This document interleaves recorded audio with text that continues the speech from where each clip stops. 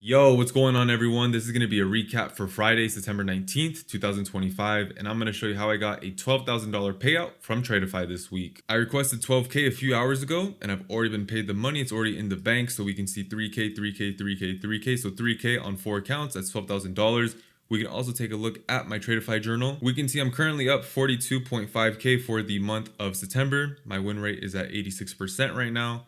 I have a profit factor of 2.9. Here on the calendar, we can see I've been averaging about 8K a day on these accounts. I hit my daily loss limit one time on Monday, but outside of that, these accounts are really healthy and they're doing great. If you guys also want to get funded with Tradeify or any other prop firm, make sure to use code LOOP for the best available discount. And now that that's out of the way, let's get right into the recap. Here we are on the 4-hour chart. This is the higher time frame. Like always, I'm identifying the higher time frame liquidity and the higher time frame key levels. Ever since we engaged with some of the higher time frame sell side, price has been ripping up. We've been distributing higher, delivering buy side.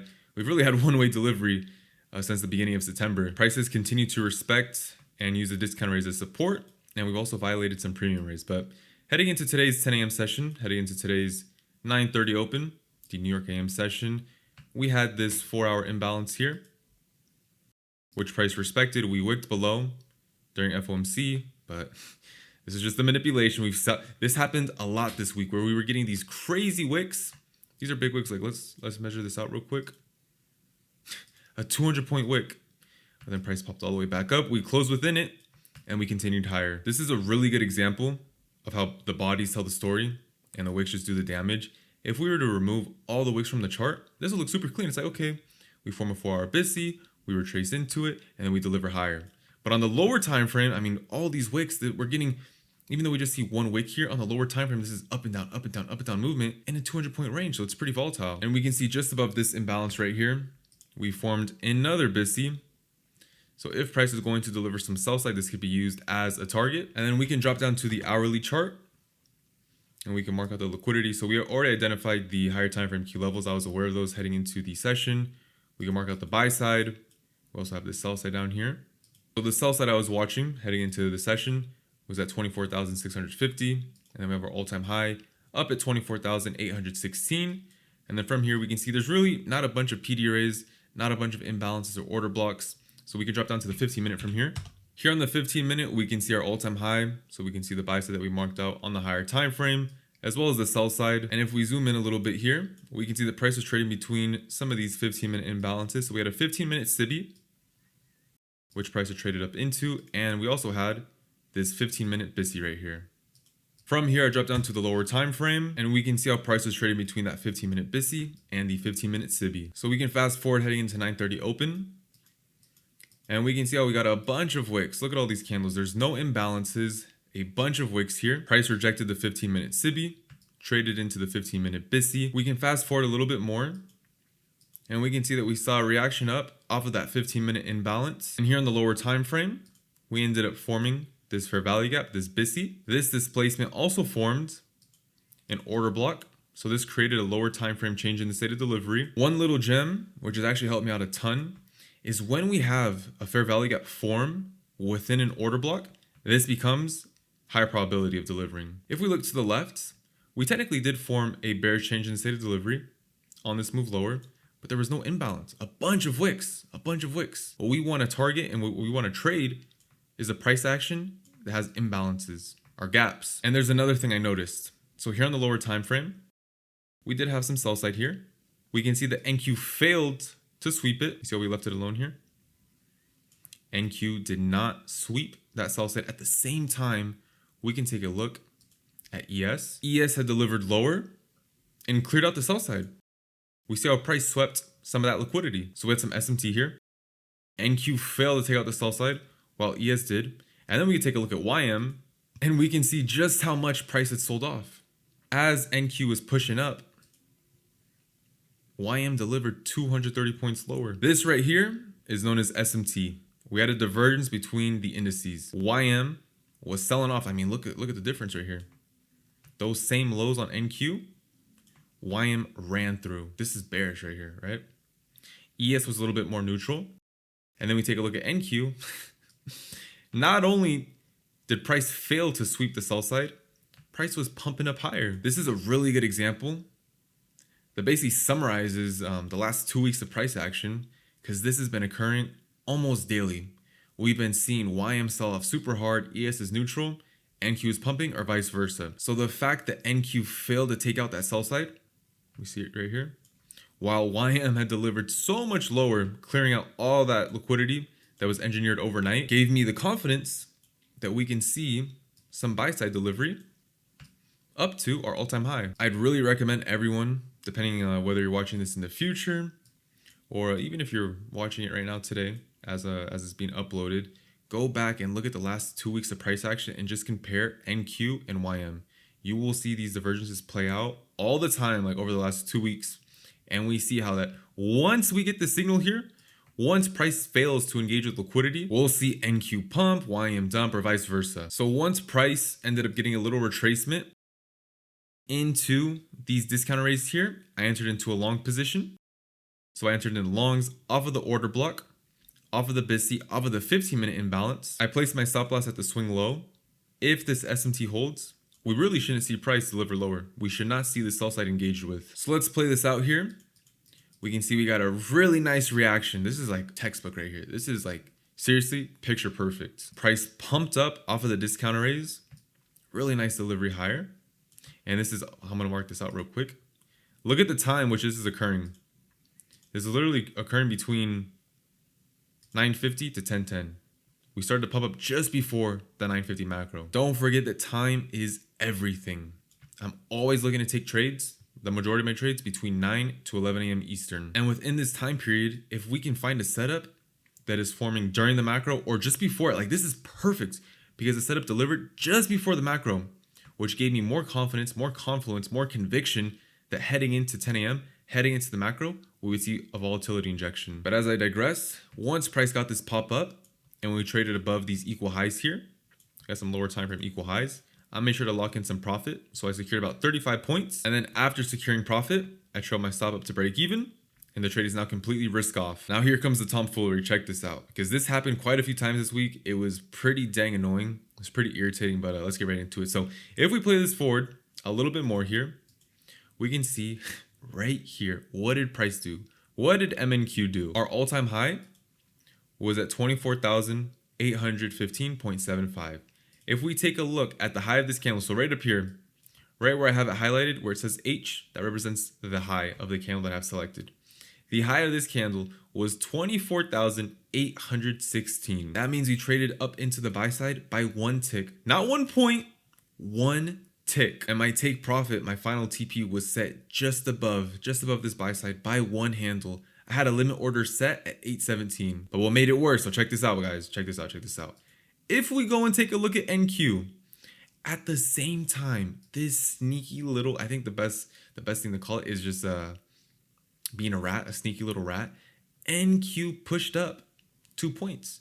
So again, looking back at the high right here, we see that the high of this candle was 24,817.5. So NQ hit my target. NQ swept the buy side.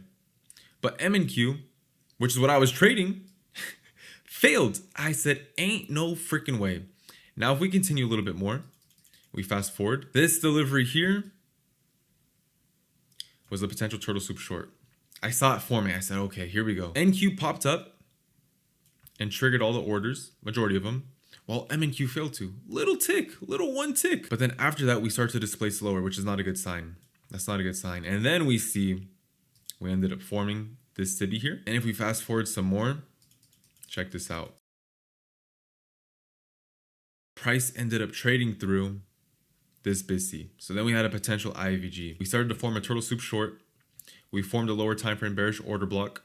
We formed a SIBI, which price has started to reject. We started to reject the SIBI. We rejected the order block. And now we're forming an IVG. I was thinking to myself, there's no way we go and attack those equal lows, attack the sell side now, without price really digging in to this pool liquidity and triggering all the orders. Because when we see something like this, honestly, I don't consider this to be a raid. I don't really consider this to be a sweep. This is price engineering more liquidity. But this right here happened this week. It happened this week. It happened last week, where we're getting these little divergences between MNQ and NQ.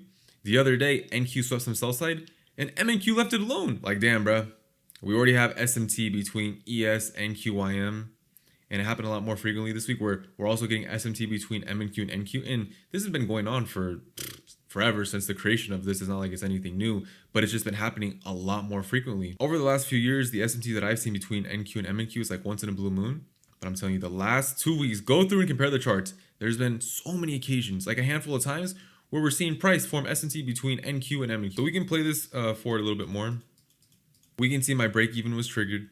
I was super salty, even though I was green on the day, up 35 points. I just couldn't believe.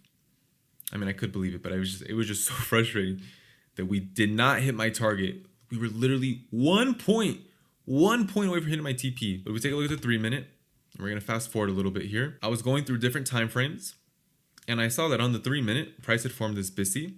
We also had a potential IVG here. So since the SIBI and BISI overlap, we have a potential BPR, a balanced price range. And it also became very obvious that we were forming some trendline liquidity here. 1, 2, 3, we were forming all these internal highs. And if we look to the left, we see that price is still respecting that 15-minute BISI. Nice reaction up off of it. We also traded down into this lower time frame order block. So I was thinking to myself, oh, okay, NQ, you want to be a little sneaky like this? No problem. I'm going to re-enter into longs, target those equal highs, target the buy side. Because you probably just took my stops. I say it sarcastically, but this is probably just a little retracement. Back down into the discount raise. Take out anyone that was long. And now we get the move up. So for my second trade of the day, I re-entered in the longs here off of these discount raise. My stop loss was placed at the close of this down close candle. If we're going to use these candles as support, if the order flow is bullish, we should use the down close candles as support. So we really shouldn't be trading through it. So we'll fast forward a little bit more here. And what did price do? My stop loss was immediately hit. So now at this point, my emotions are starting to boil up, starting to heat up. I said, no way, look at this. We formed more buy side liquidity. Look at all these internal highs. Prices failed to engage with any of it. This is engineering more liquidity here. But even with this price action here, even with me getting stopped out, I was still extremely confident that at some point during this day, we're going to see price rip up and clear out all the buy side. There's no way we formed those equal highs. We literally wicked into it by 1 tick on MNQ, 1 tick. And then we see how we started forming all this trendline liquidity here. Plus we had the SMT and all the other confluence, which is showing that price is going to deliver higher. It's just a matter of when. And since we were getting close to some of this lower time frame sell side, so we had some lows here, we had these lows, we had these lows, so we had some equal lows here. I was like, all right, we're gonna engage with this sell side. We're gonna take out the stops. We're gonna engage with this liquidity as a short inducement. I've seen it play out so many times where we engineer so much liquidity. We then induce in the opposing direction. In this case, it's going to be shorts. So we induce shorts. We take out anyone that was long. So all the people that were long, where should their stops be placed? Under all these swing lows here. So beneath these lows, there's orders resting here. So this became an area I was interested in. I'd be looking to enter into longs off of turtle soup. So we're just going to clear out these lows and then rip up. That's what I was anticipating. We've seen this play out so many times. And so I built up the narrative that that's what was going to happen. So now on the day I had 2 trades, 1 win for 35 points, 1 loss for 15 points. So let's play this out some more here. We can see that price violated the discount raise. Sneaky little snake. We did not engage with the sell side. Instead, we formed equal lows. We got a pop up. We traded into that 3-minute imbalance. It was then used as an inversion. So that 3-minute BISI was violated. It was then used as an IFVG. Price rejected it, delivered lower, and swept the sell side. Now that price had cleared out the liquidity, I was like, all right, here we go. We're now going to see price fly up. We've engaged with the sell side. We've engaged with these orders. Shorts have been induced. Longs have been taken out. So now would be the perfect time for price to run up. So I entered into a long position. This is my turtle soup long entry. My original stop loss was set and placed at midnight, our true day open. There's a whole 1-hour video of me backtesting turtle soups, which you guys should all check out. It's on my YouTube channel. But with the turtle soup, I have my stop loss set based off of, there's like two things I'll either set my stop on. The first is either a hard stop of like 20 to 30 points, maybe more depending on the volatility. And secondly, I may place it based on a higher time frame PD array. For our turtle soups, the best ones, we'll see a quick, fast reversal. We'll engage with liquidity, and then we'll immediately reverse. That's what we saw earlier, specifically on NQ. On MNQ, I would not even really consider this to be a sweep or a raid. It's literally 1 tick. But if we take a look at NQ, so NQ did have a pretty solid turtle soup short we see that immediate reaction. This is what I'm talking about right here. Once we engage with liquidity, boom, immediate reaction, just like that. So if we go on to M and Q, what I wanted to see was that type of fast speed. I wanted to see, okay, we take out the sell side, rip up, immediate reversal. And the fact that price started to stall, we can fast forward just a little bit more.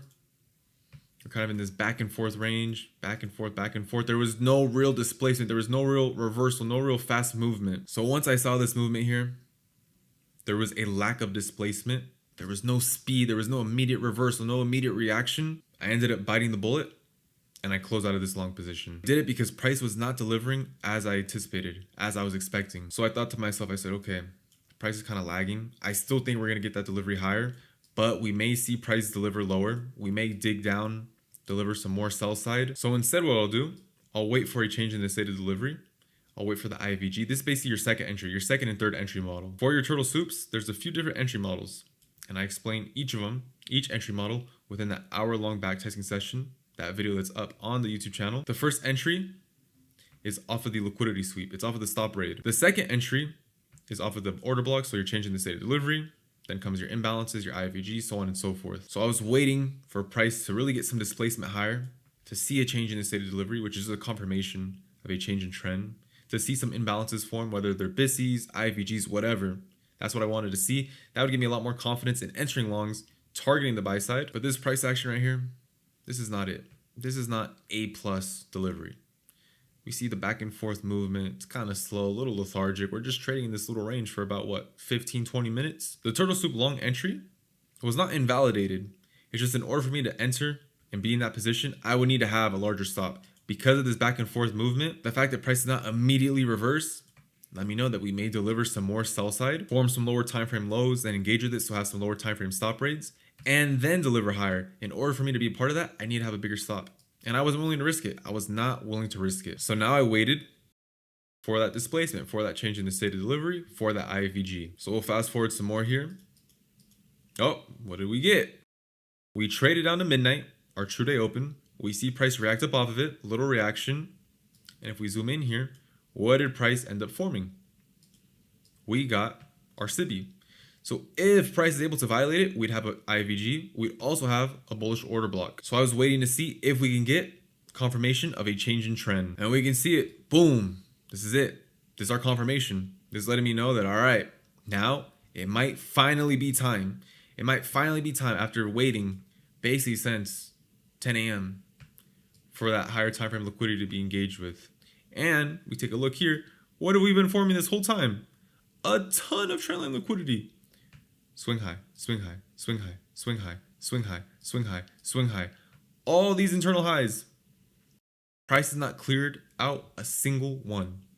So we had way too much liquidity. There's way too much buy side for price to just leave it alone.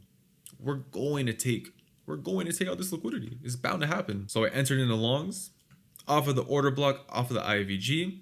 I was targeting these lower time frame equal highs. This is right here the bare minimum. Anything more is extra. Yes, I am anticipating price to trade up and engage with all the buy side, all the trendline liquidity, the higher time frame liquidity, blah, blah, blah, all that good stuff. But just in case price doesn't, like we saw earlier, just in case NQ plays some more games, which we've been playing for the last 2-3 weeks, then I will at least have secured something. Not only something, I mean, this is pretty good. Risking 15 points in order to make damn near 60. So we can play this out and let's see how price delivers. This right here, this is the type of delivery I love to see. This is literally perfect. We ripped up off of the inversion, off of the lower time frame order block, off of midnight. Look at this move up. We literally pumped up from midnight, 85 points. We cleared out those lower time frame equal highs. So I was out of the position. I was out of longs. I closed out. Big win right here. So 35-point win, small loss 15 points, small loss 11 points. Boom, 60 handles. So I was up solid green. Good amount here. And with this delivery, though, I was like, all right, bet. We're now finally, like, price, there's a really high chance now that we finally engage with this liquidity. And there is one thing I preach, though. Sometimes you got to be content with enough. How greedy do I got to be? I already made 35 points, plus 60. And honestly, for my standards, I overtraded a little bit too much today. I like to take 1 to 2 trades, sometimes 3, max. And, like, taking 3 trades a day, like, I try my best not to do it. So I'll admit my emotions did get to me today. specifically because of that first trade. If I would have just been able to have my order get hit, my TP get hit, which again failed by 1 point, my day would have been done. I would have just taken the trade and it would be over. But the fact that price didn't, while NQ did, so MNQ failed to, NQ did, we came back down, hit my break even, then I entered into another trade, took a loss, took another loss. My emotions were built up. I'm not gonna lie, I'm not gonna act like I'm some perfect, I'm like a robot with emotionless, and every trader, every successful trader still feels their emotions in trading. The only difference between profitable traders and unprofitable traders are that profitable traders can can minimize it, keep it to a low. If you're gonna crash out, don't crash out too hard. Like for me, this is like borderline crashing out for me. But even with that, on these funded accounts, what did I do? I kept my risk so tight. It's like so small. 15-point loss, 10-point loss. The issue is on funded accounts, on live accounts, a lot of unprofitable traders, when they're in these kind of predicaments and when they're in these type of situations, they're gonna take more trades than this. I mean, 4 is a lot, but they'll take fucking 40, seriously.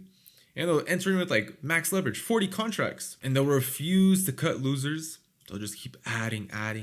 They won't cut positions. They won't stop the bleeding.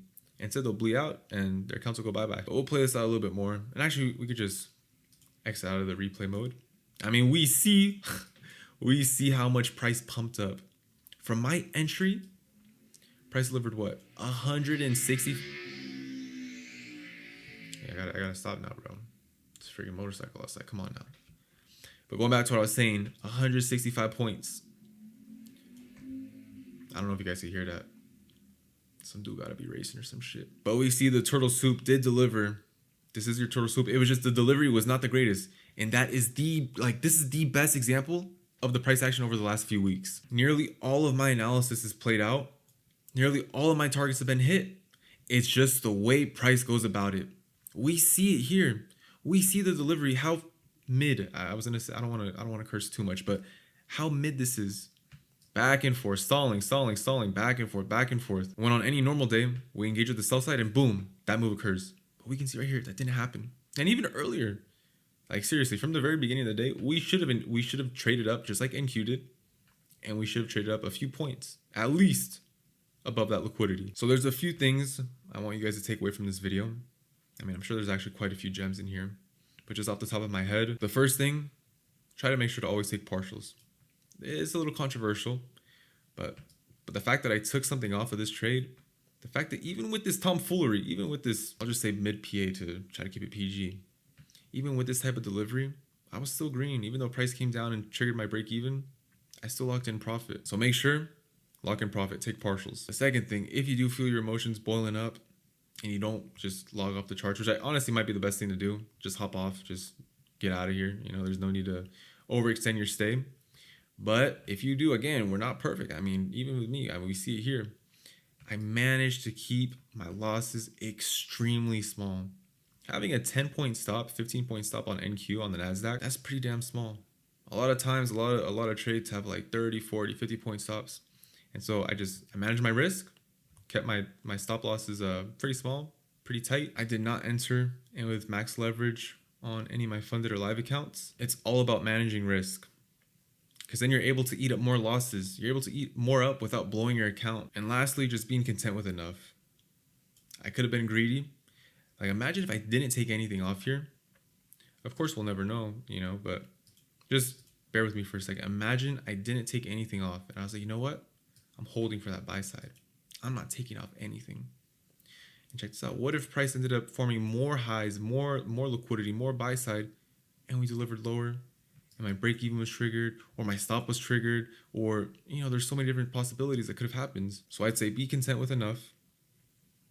If you are gonna hold, just a few runners is perfectly okay. That's really good actually. But don't always aim for home runs, because if you do that over months, over years, you're gonna develop bad habits. And so then with all your trades, it's gonna be go big or go home. But from these 4 trades, I made about 1.2K on each of my Tradeify accounts, which got me over the line to get that 12K payout. So I hope you guys enjoyed this video and found it insightful. If you have any questions, like always, make sure to ask in the comment section below. I'll be answering every single question. Please make sure to like this video, share it with all your trading friends, and until next time, good luck and good trading.